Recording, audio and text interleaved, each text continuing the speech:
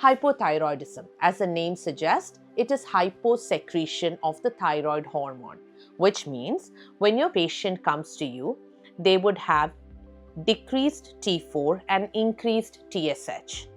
What are the causes of hypothyroidism?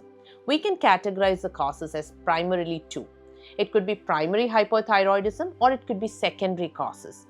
Primary causes means there is a problem with your thyroid itself or there is a problem with the thyroid gland.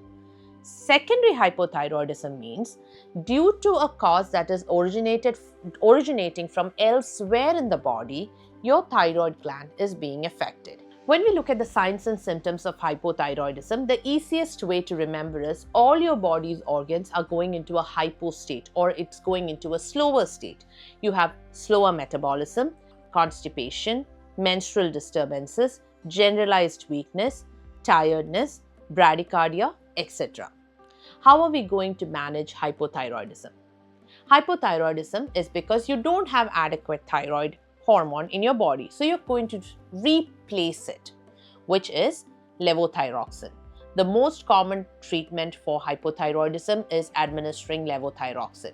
And most of our patients who get levothyroxine within weeks or months are able to get their thyroid levels back.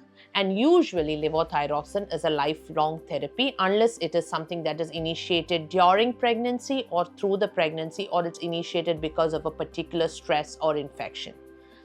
More often than not, the person who is beginning on levothyroxine is on it for the rest of their lives. Very, very important is to teach your patients. What all are you going to teach them?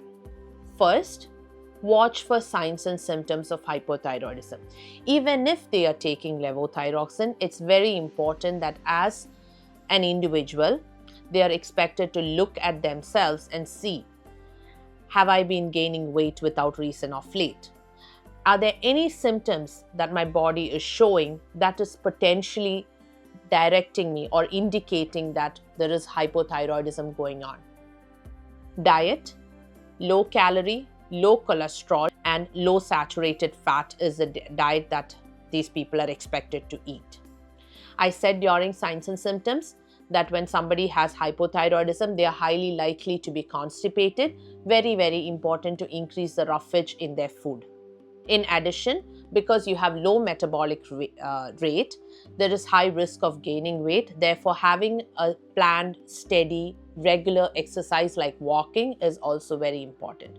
So basically, when we look at hypothyroidism, it's poor or decreased secretion of hypothyroid hormone, which causes your body to go into a hypo state with low metabolism, which is manifested as weight gain, constipation, menstrual disturbances, cold intolerance, tiredness, generalized weakness, bradycardia, etc.